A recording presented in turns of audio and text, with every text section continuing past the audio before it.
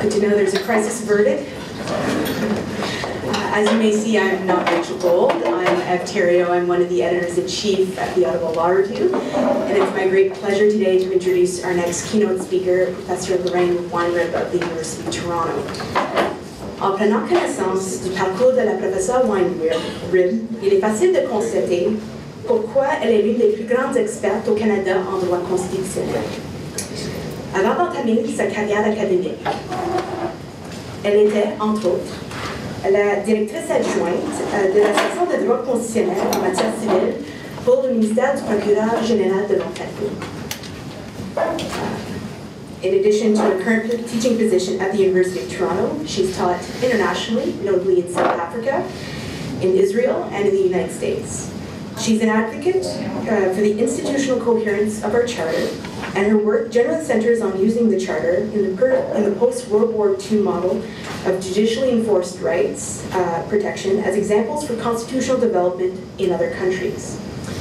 And so that will be necessarily, as a result, it's the topic of her speech with us today. So it is my great pleasure to introduce Professor Lorraine Weinrib.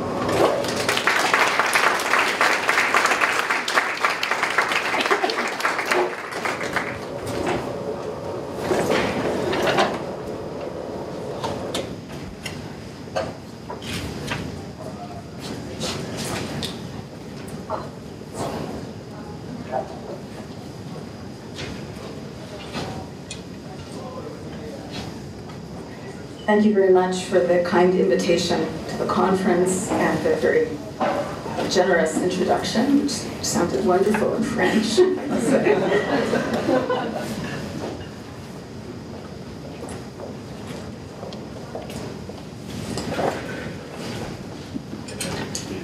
As someone who lived through the charter wars and litigated some of the early charter cases and did policy work in the Ontario Ministry of the Attorney General on the charter before I was appointed to the Faculty of Law at the University of Toronto.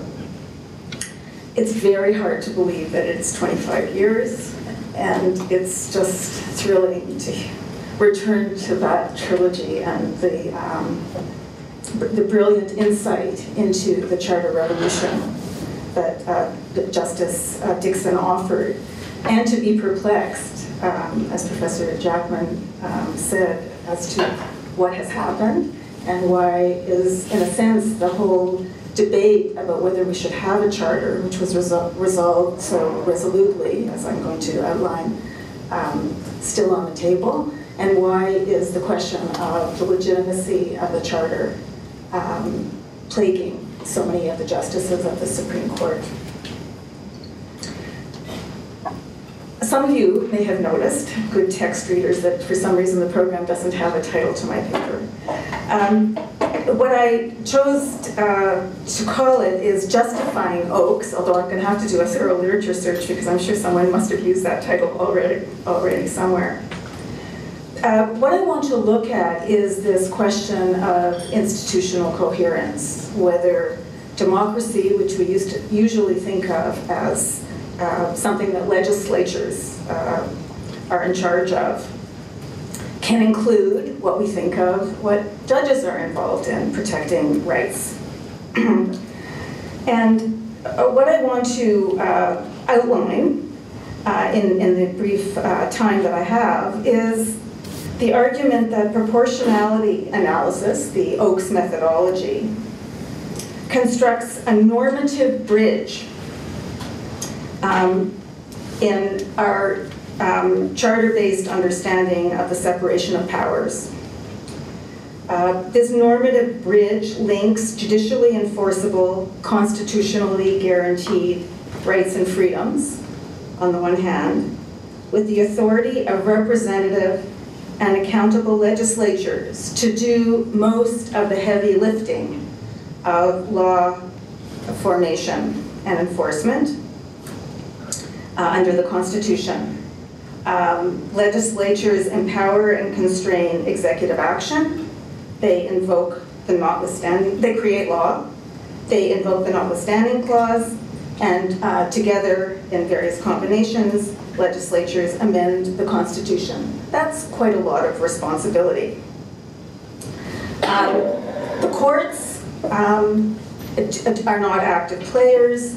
The courts review the product of the legislative function, and the courts are the experts in not only law, but as Justice Sharp so eloquently reminded us, in the deep theory, history, and I would say comparative insights as to what it is to structure the relationship between the individual and the state, and also the group and the state in modern pluralist, egalitarian, constitutional democracy.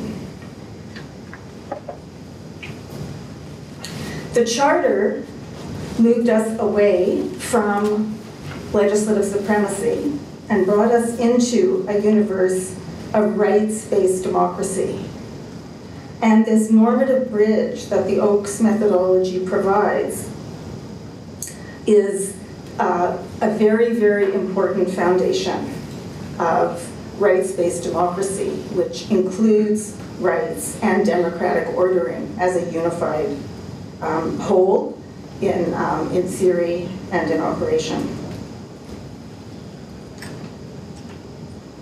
On the front page of the New York Times, below the fold, on February 7th, just 2 days ago, there was an article reviewing a forthcoming law review article that is an empirical review of 729 constitutions adopted by 188 countries between 1946 and 2006. The authors make a controversial statement that the New York Times picks up, that the preeminence of the American Constitution has gone into what they call a free fall, and other constitutions have become leading models. The authors explain this process by saying there are now available newer, sexier, and more powerful operating systems in the constitutional marketplace. No one wants to copy Windows 3.1. The somewhat incredulous New York Times journalist goes into the world to try to verify this astonishing account of the demise of the American Supreme Court as the dominant model for new constitutions, and consults Justice Ruth Bader Ginsburg of the American Supreme Court, Justice Michael Kirby of the Australian Supreme Court, and Aaron Barak, the retired president of the Supreme Court of Israel. And more or less, they all point to modern constitutions that have purposive interpretation of the right and what we call the Oakes methodology, what they would call proportionality analysis. The particular constitutions mentioned include Canada and include South Africa and New Zealand, which of course are very strongly inspired by the Canadian model. What the New York Times article highlights is that there is a strong contrast between the American Constitution and the Canadian Constitution, more specifically the Charter. And also that the Canadian Constitution is widely admired, and admired in the most awesome way, in that is being emulated in the drafting of new constitutions. And since the part that is emulated is the operating system, so to speak, whether it's sexy or not, is precisely the purposive interpretation and the limitation analysis. It is interesting when we think about this supposed tension between rights and democracy, that the Charter model has taken fire in other jurisdictions. Indeed, when I left the Ministry of the Attorney General, I discovered that I was a much sought-after commodity on the world stage because my experience in the ministry during the period when the Charter was being deliberated, adopted, and integrated into legal practice in the Ministry of the Attorney General, that experience made me one of the few experts in the transition from the Westminster model of legislative supremacy to rights-protecting democracy. And I was invited, and luckily, because I was an academic at that time, able to spend a lot of time in Israel and South Africa, which are the countries that have modeled their rights-protecting systems most closely on the Canadian, and to actually work through with the judges, the Justice Departments, the leaders of public interest groups, academics, what it is to actually make that amazing transition from legislative supremacy to rights-based democracy. And everywhere I went, and not just in those two countries, but increasingly as I became a comparativist, I was invited to conferences and to work with other governments, working on this amazing transition. I was always asked, what in the world happened in Canada? How did this happen? And I would say, oh, well, we had a long period of time where people were unhappy with our legal system, and then we got a prime minister who thought this was a good idea, and there were a lot of other issues on the table. There was the Quebec separation issue, and there was the Aboriginal rights issue, and there was the disappointment with the Canadian bill. And I told the story the way we think about it internally in Canada, probably in far too much detail. But what I realized was that wasn't the question.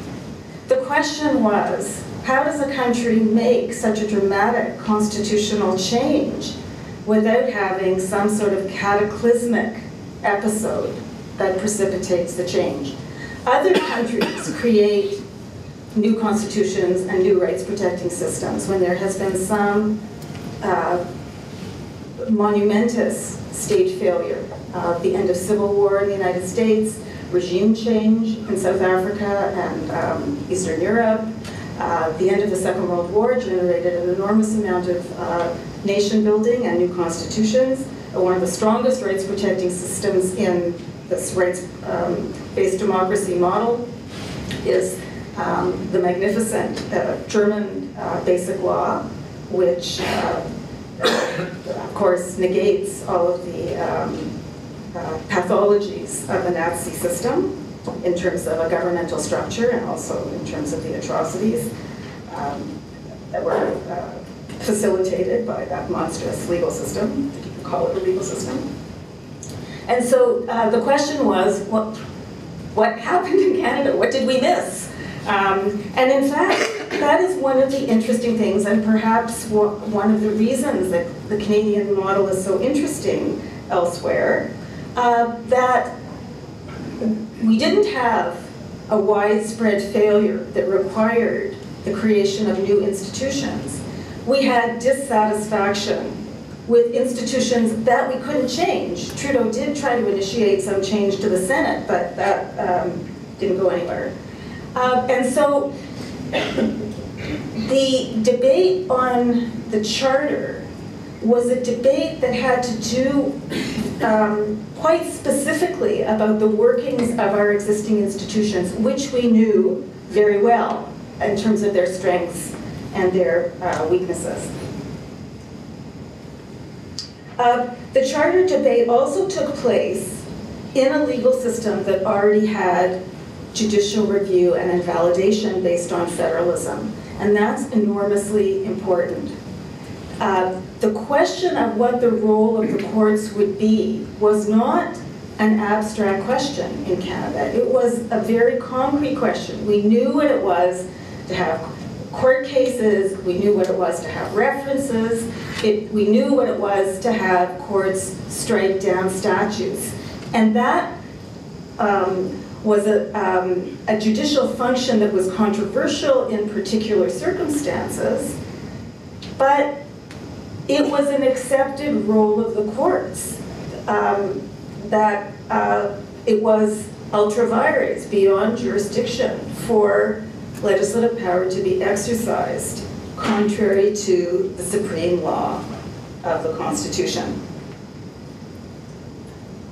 More specifically, right after the Second World War, in governmental and parliamentary and civil society contexts, there began close scrutiny of what it would mean to bring the international human rights revolution home to Canada. And the project of constitutional renewal in Canada, renewing federalism, bringing home the amending formula and power, all of this became wrapped up in what eventually became the 1982 amendments. It's not that we didn't try to incorporate some semblance of human rights, the great gift of the international human rights revolution, into our legal system. Common law interpretation produced some movement in that direction. Rights protecting statutes at the provincial and federal levels, produced, a step in that direction as well. The Canadian Bill of Rights, 1960, which I consider such a tortured document after having read so many other rights protecting instruments, was an effort, but it was a deeply compromised effort politically and in terms of its interpretation and application, which was, I think, universally considered to be non-effectual. But it produced a very clear idea of what would be effectual, and it produced a very good laboratory for much more clarity in drafting the charter and much more clarity about what the judicial role should actually be. So the Canadian Bill of Rights in its failure actually contributed enormously to the movement towards rights-based democracy.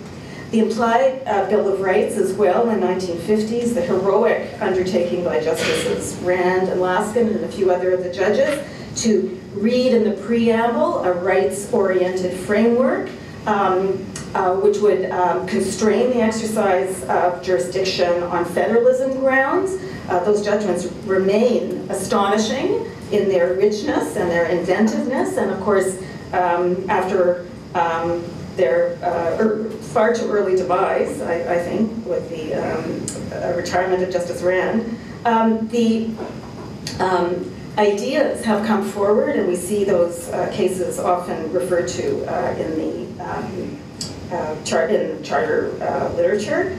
And of course, we also had the failed Victoria Charter, which is a very interesting formulation of rights protection based on intense study of other than current rights protecting systems. So we did our homework. We looked around. We didn't have a cataclysm. We had a lot of time to think about it.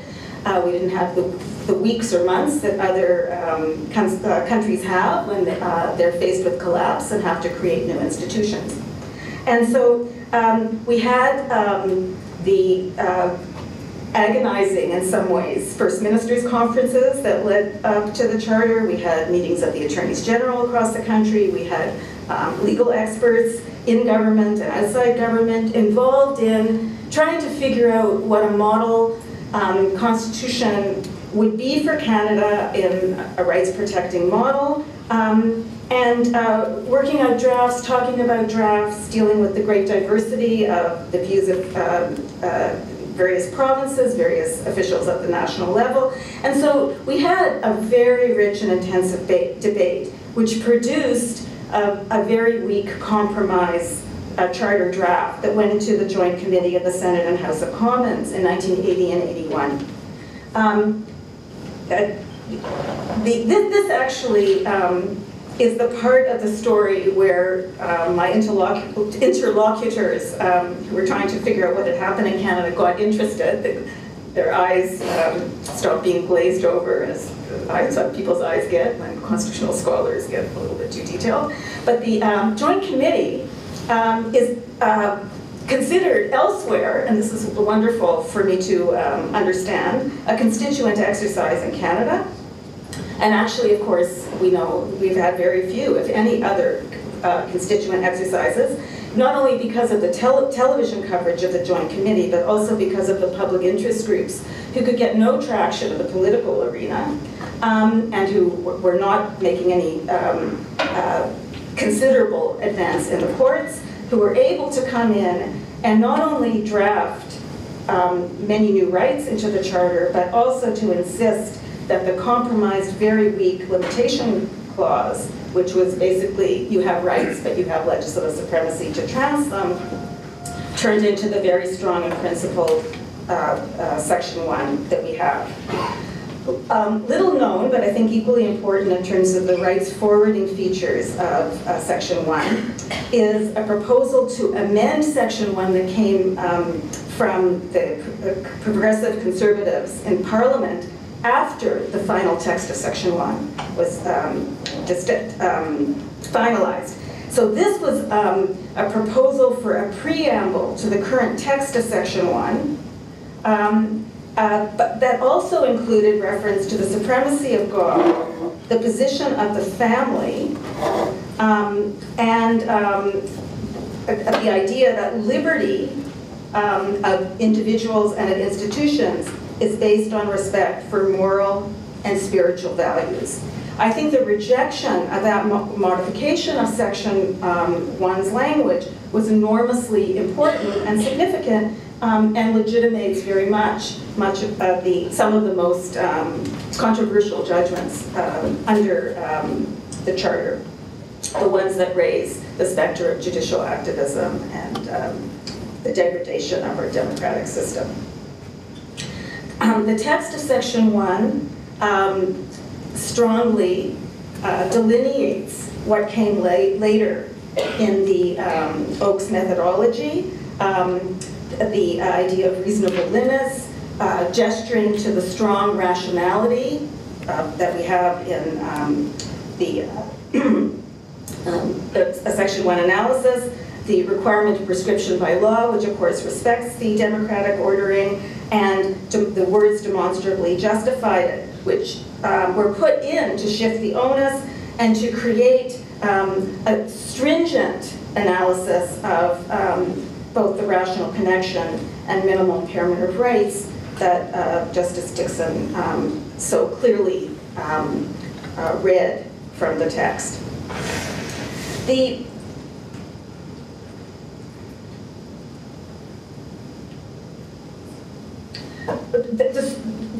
idea of rationality is supremely important because legislatures legislate without knowing the impact of their legislation in the predictable future and in the long term.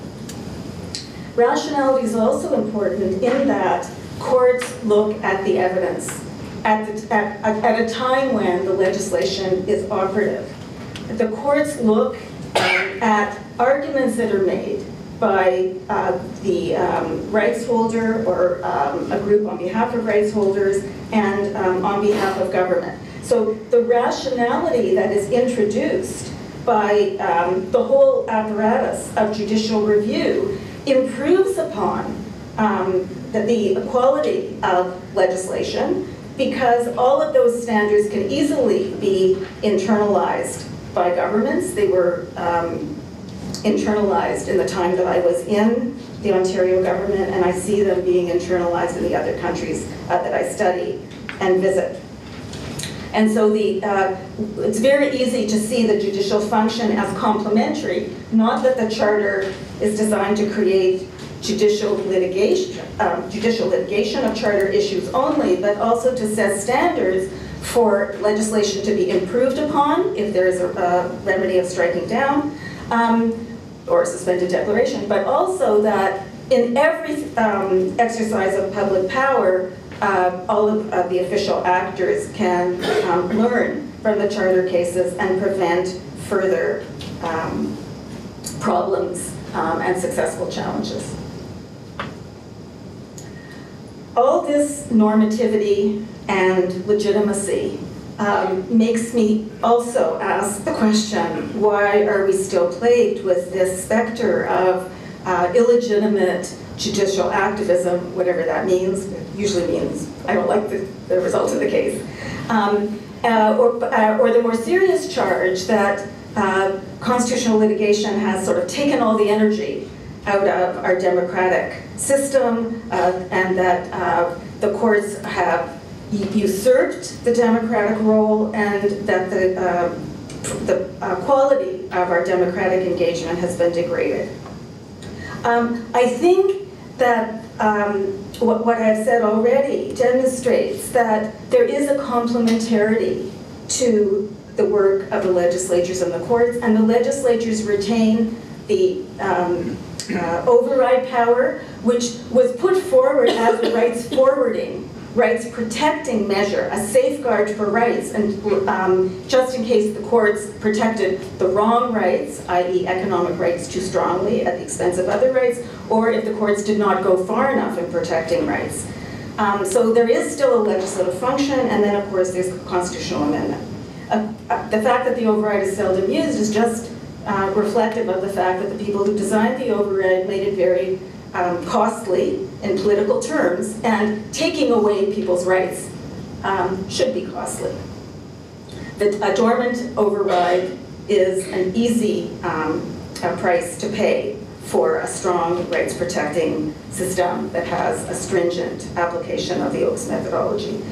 Let me just say that this opportunity to revisit the Oakes case, even for me, because I live and breathe these ideas all the time, it makes me wonder what we can do in the future to return to the product of this magnificent constitutional debate that we had and its resolution in the drafting of Section 1, which so clearly requires the Oakes methodology, and how we can sustain on the world stage this leadership role, which I think is very important for countries that don't have the opportunity to have this debate or work out for themselves the implications of stepping back from legislative supremacy and moving towards rights-based democracy.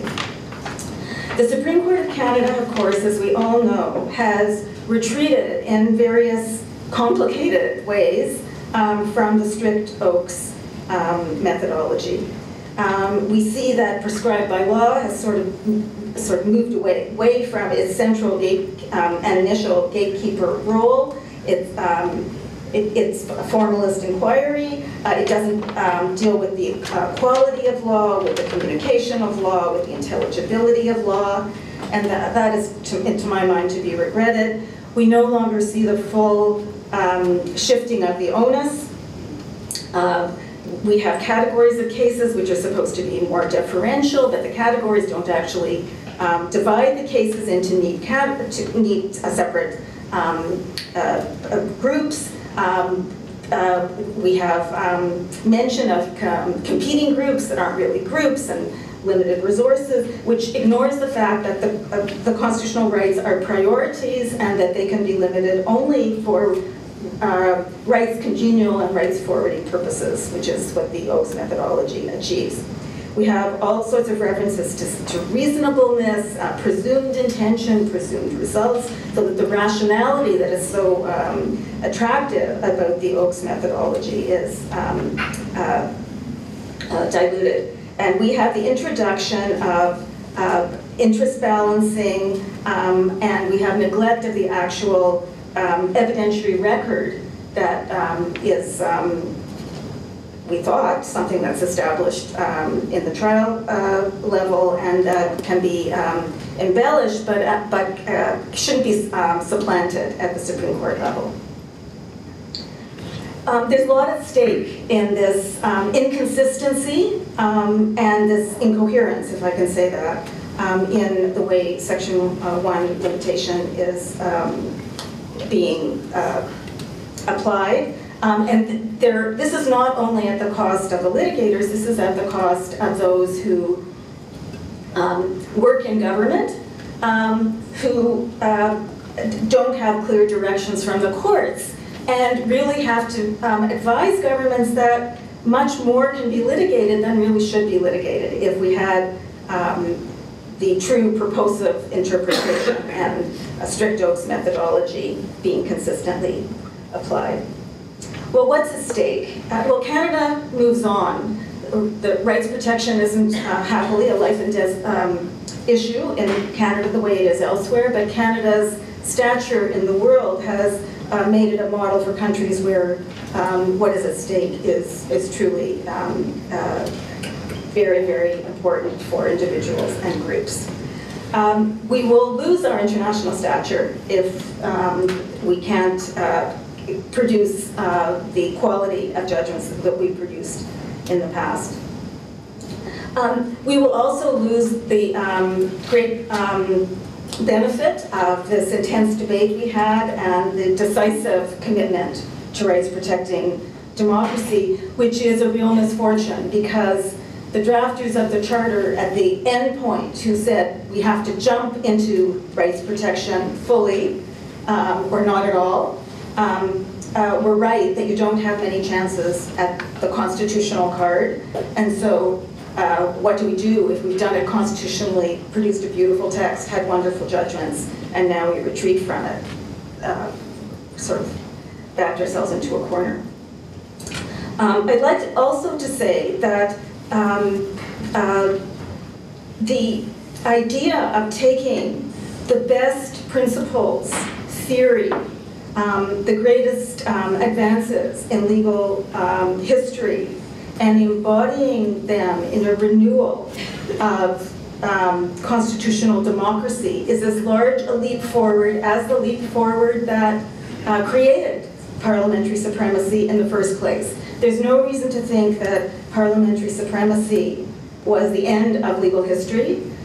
We should understand the idea of a living constitution as the idea that we move forward and we perfect the functions of our institutions because they carry the legal and political system forward. And we shouldn't understand the legal and political system as having different values or different understandings of the relationship between the individual and the state. So we should be concerned, but we should also take pride on this 25th anniversary. The fact that our model of rights-based democracy is so rich and so clear. We should be happy that our courts did as well as they did because many people were surprised inside the country and outside the country that Canada's courts were up to this challenge. I'm not sure that I agree with the description of the Canadian Charter as a superstar constitution or a newer, sexier, and more powerful operating system in the constitutional marketplace. But I do know that in my constitutional work, there are so many judges, lawyers, politicians, people in public interest groups in other countries far more challenged in respect to rights protection than our own, who personally thank me for the Charter because they say being able to learn from the Charter and to reference the Charter in their work and in their litigation is something that has been enormously valuable in moving towards rights-based democracy. So we have a lot to celebrate today, a lot to think about, and an opportunity to rededicate ourselves. Thank you.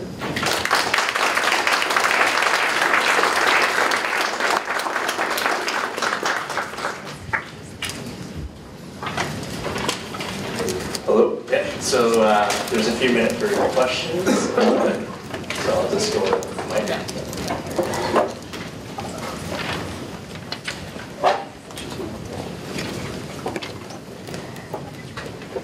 Thanks, Lorraine. That was very interesting and even at some points inspiring.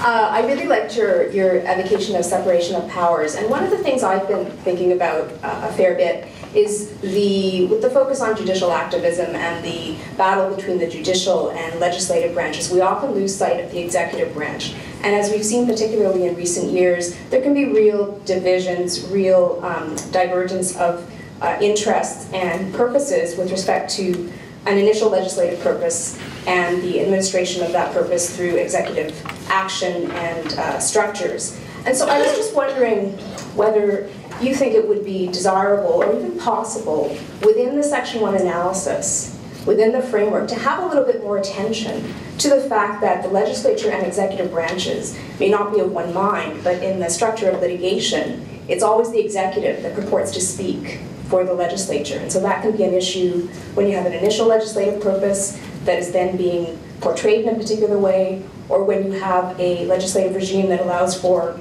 broad discretion that is then being used to anchor an argument that future charter infringements are prescribed by law. So just wanted to put that in. That's really a wonderful question. One of the things I regret about the way the charter came forward is that we were so focused on legislative supremacy that we weren't focused enough on the charter's application to the executive. In a way, the triumph of the legislature over the executive was one of the early steps for which the charter is a later step. And so the South African Constitution, which benefited from being able to learn not only from our charter debate and the text, but also from the early charter judgments, actually put in a clause that deals with administrative law. So administrative law is constitutionalized under other constitutions. The German constitution does this very well. As a matter of fact, many people think that the Oakes test comes from German administrative law, but I don't think it does. I think it goes back to ancient law and medieval law. You can find it everywhere once you're looking for it. But I think that you're right that all of this comes together in the characterization of the purpose or objective of legislation under the Oakes test. And this is an area where there should be something much more focused than what we're seeing in the litigation. One element that I think is underused is the relationship between the objective stage and the rational connection stage, because right now that's not a very intensive review pinpoint, but it should be that if we look at what legislatures are doing or what the executive is doing, that we can then evaluate whether the objective that's been put forward is actually the objective. I think that Justice Dixon was very, very astute when he talked about no shifting purpose, and we've kind of gotten away from that as well. But being much more careful and narrow about what the purpose is important. Another step that the Supreme Court has taken that's very valuable is to say, we don't want the purpose of the statute as a whole, we want the particular purpose of the impugned provision or the impugned action.